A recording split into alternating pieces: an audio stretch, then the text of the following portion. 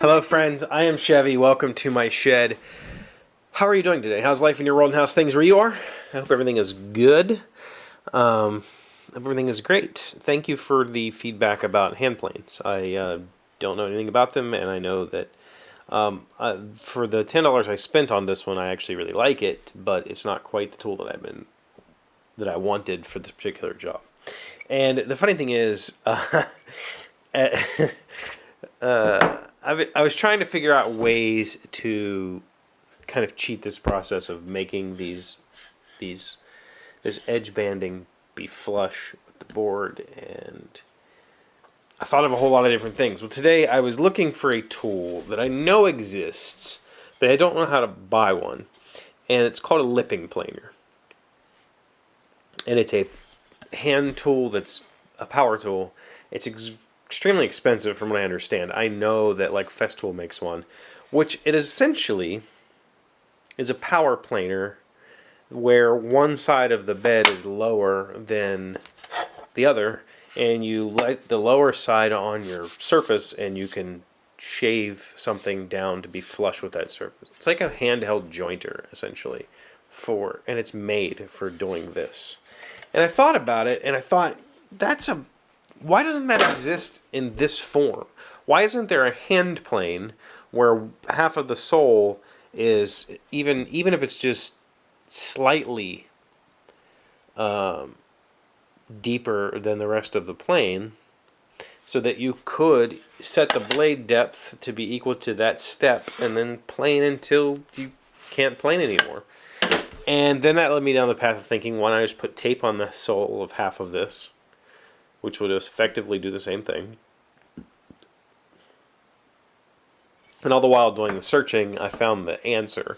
The answer that I was looking for. And the main reason that I was looking for this answer is this is 1/4 inch plywood, and the veneer on this is maybe a 1/16 of an inch. Probably more like a 32nd of an inch.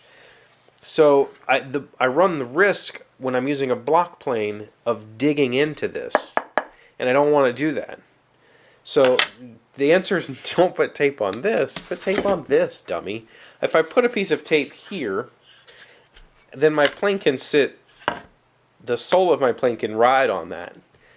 And then whatever the thickness of that tape is, I can scrape it down with scrapers, now that I have a set, thanks to you guys.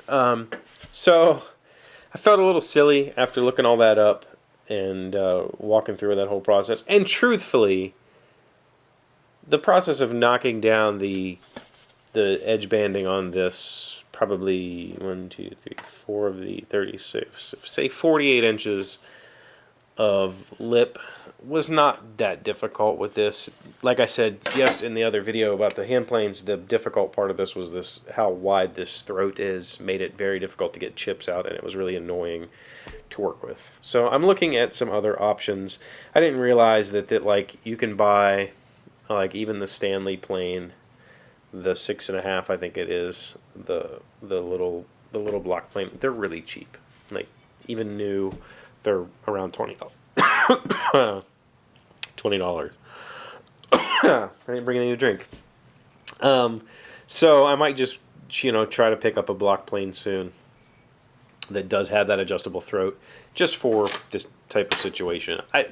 For the $10 I spent on this, I'm very, very pleased with it. It's done very, very well, and I'm going to keep using it. But it just didn't. It wasn't for this fine kind of detail work. It's more suited towards chamfering or something. But that being said, I haven't been feeling great lately, and I've been kind of not talking about it because I don't know what's wrong. I had some blood tests and some stuff done, and this was one of those topics that I mentioned on Monday that I wanted to talk about, but we'd get to it eventually.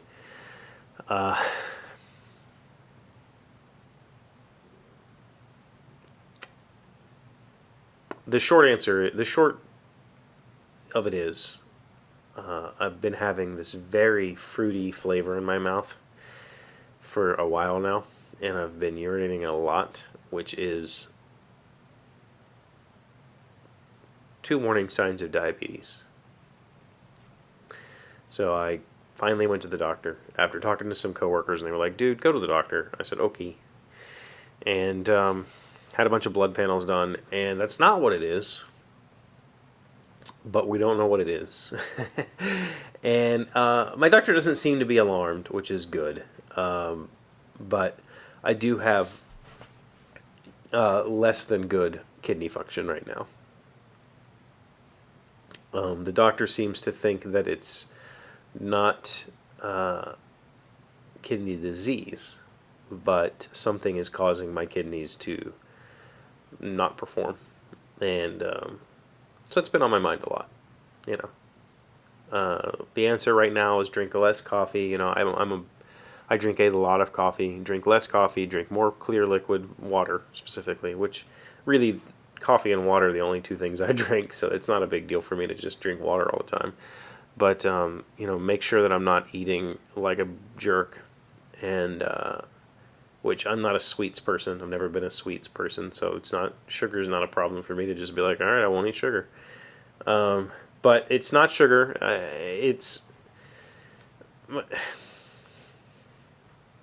This is why it's difficult for me to talk about, because in my mind it's like, it's nothing, just go away.